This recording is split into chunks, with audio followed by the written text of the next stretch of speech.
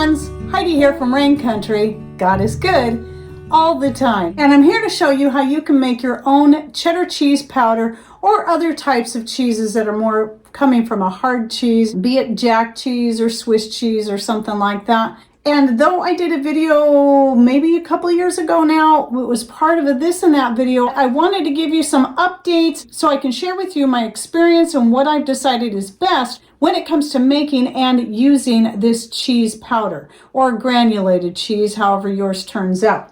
So the first thing you want to do is you really want to start with a very sharp cheese. This is going to be important. Even if you don't like sharp cheese, it is going to be the best all the way around. Now, when I first did this a year or two ago, however long it was now, I was using just a medium cheddar. And while it was good, the process of the dehydrating and some of the fat coming out of the cheese, you lose some of that strong flavor, which is typical anyway, because that tends to happen whenever you cook cheese. You know, like you're making a macaroni and cheese. It's always best when you're making a homemade macaroni and cheese to use a sharp cheese, because by the time you bake it all in there, it's going to have a much more mild or to medium flavor anyway. And I found the same to be true with the cheese powder. So here is the jar I'm currently working through. I'm not vacuum sealing it between each time. I've probably been using it out of this jar for at least a year. And then here's the jar that I did up last year and did vacuum seal this for long term. So when I'm ready to refill that jar, I'll pour it from here and then I'll re-vacuum seal this just for long-term storage. So what I've got going on here is you'll see these cheese blocks sitting here. Well, last year I decided to finally delve into waxing my own cheese, and I even did a video on it.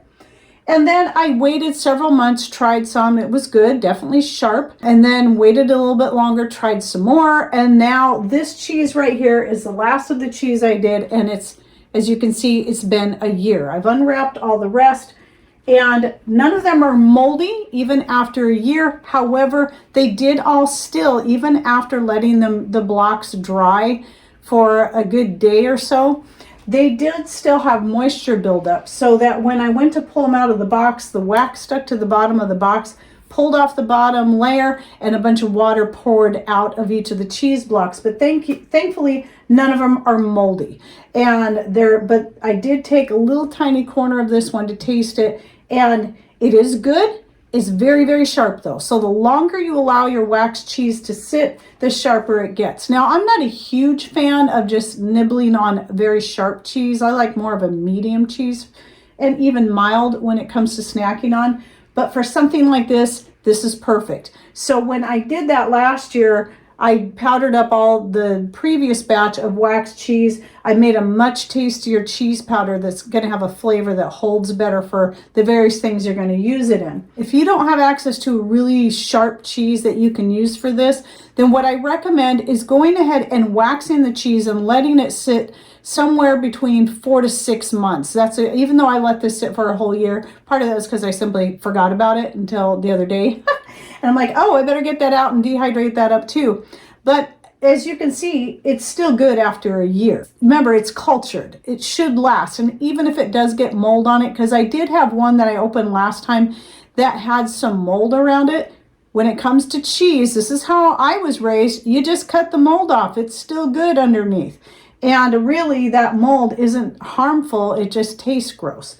But once you cut it away, you don't have the flavor of the mold in your cheese like you would with bread. You get moldy bread, the flavor of the mold gets all through the bread, even if you cut the mold off. So what I'm going to do is, you can choose to grate your cheese. I personally hate grating. I probably wouldn't mind it if I ever got myself one of them rotary graters where you can just crank it. I hate grating by hand. So I prefer to chop. However, grated cheese or grating the cheese first will dehydrate faster and very likely be easier to powder up. So let me get to chopping some of this cheese up so you can see the size that I do this in. Now what I have here is, this might look kind of dingy and gross. Well, that's because these are the cloths that I use specifically for drying my cheese so that they will absorb the excess moisture and fat that comes out of the cheese, but also keeps it from falling through the rack.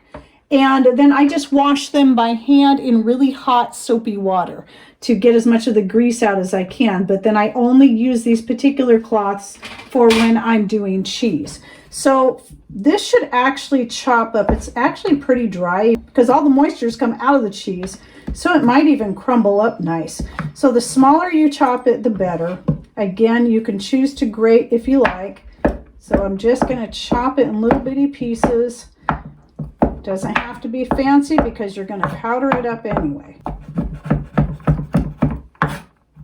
Okay, and then once you got your sizes, you got it broke down pretty good, simply spread it out on your trays. Now you can go ahead and use the silicone trays to hold your cheese in onto your trays if you would prefer. I thought about that like I do when I'm dehydrating the ground sausage, because I want to keep all that oil. I want to keep all that grease that comes out of it for the flavor.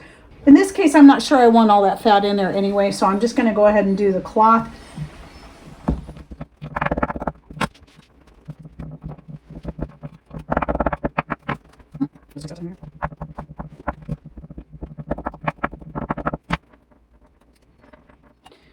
And if any of your pieces are kind of big, you can simply crumble them. This is another way to do it too. You don't have to chop it.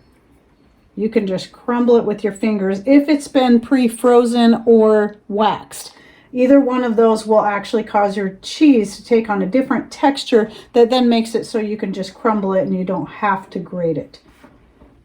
Okay, so that tray, that looks pretty good. So 1 block per tray sounds about right. So then the next process is, once you get all your cheese chopped up and your trays filled up, is then the dehydrating. Now there's a couple ways you can do this. You can use an electric dehydrator. And in that case, what I do is I set it about 110 degrees.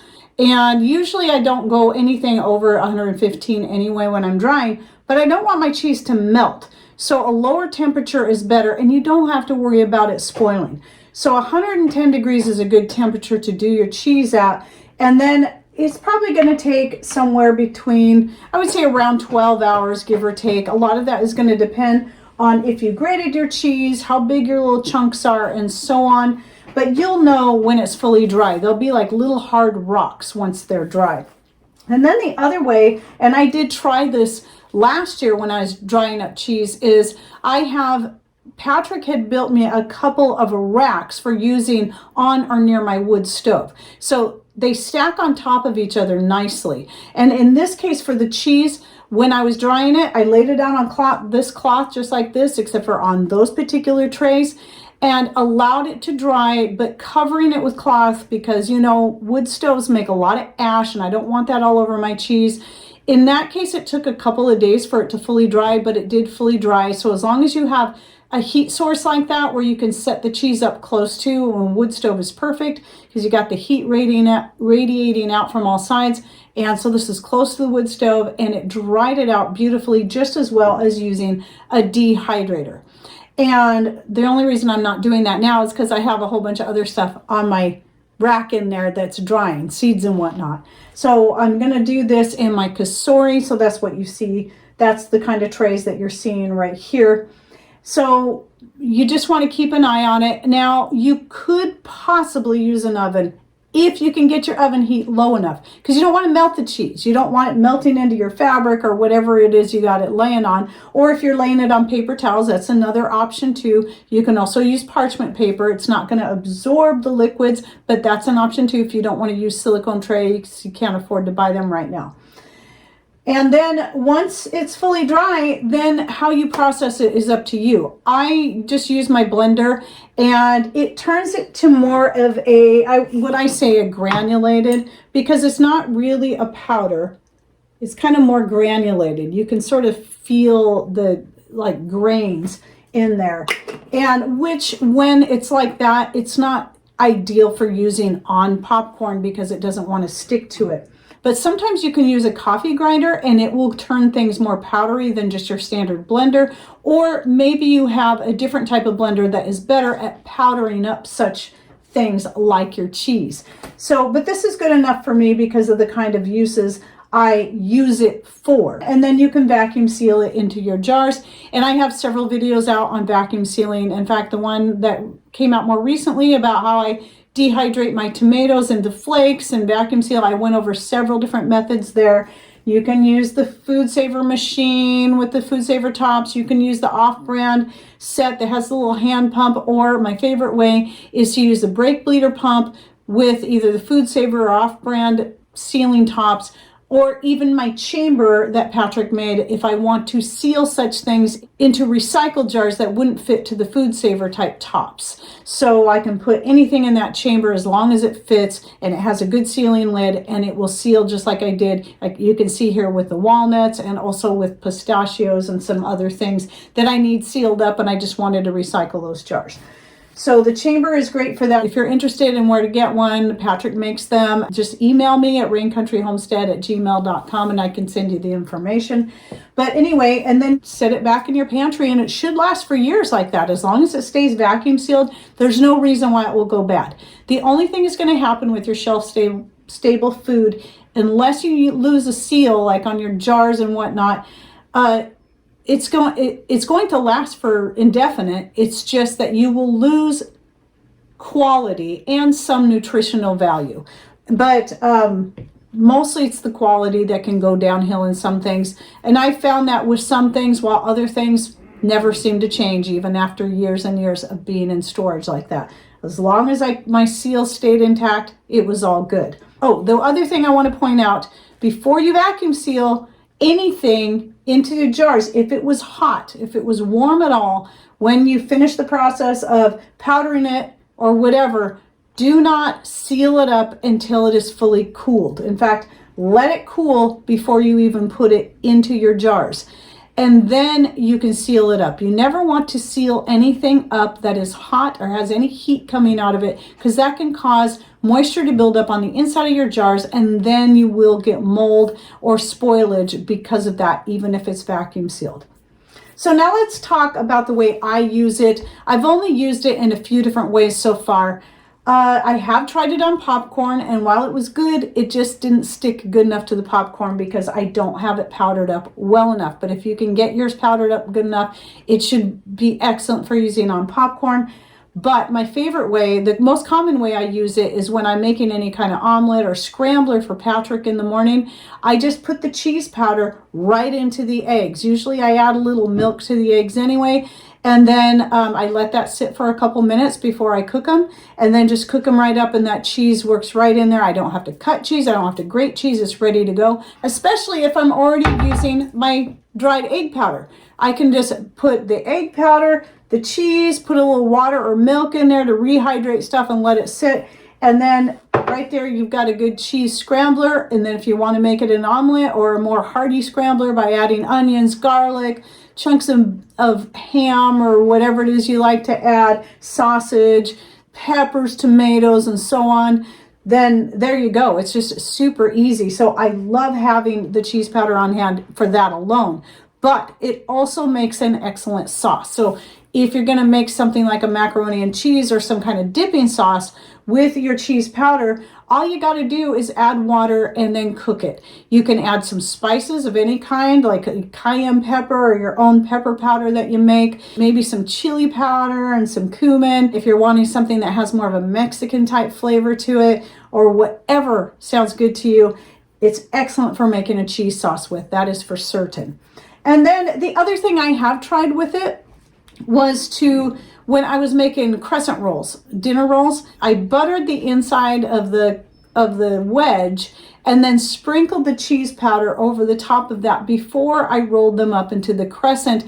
And that way we could get a nice cheesy crescent roll. And so that's something else you can do. One thing I keep saying I'm going to try, but always forget though, is to try adding the cheese directly to a dough, like some kind of bread dough, be it a yeast bread or even biscuits, something like that. I think that would be a good option. I wouldn't know the ratio. I would just have to try it, but I would suggest giving it a try. If I ever remember, I'll do an update down the road, probably in a this and that video on that, or even a separate recipe video on it. I just got to remember to do it. But I think that would be an excellent way to use that up if you're wanting some kind of cheesy biscuit or cheesy bread roll or something. is just to mix it right into your dough. And then if anybody's tried this and they have any other suggestions of like how do you use your cheese powder, or what are some other ideas that come to mind, go ahead and put those in comments down below. And I do hope I answered all the questions and covered everything I meant to cover here. But if you have any more questions, also you can also put those in comments down below and I'll do my best to answer them. And thanks for watching. Take care and God bless.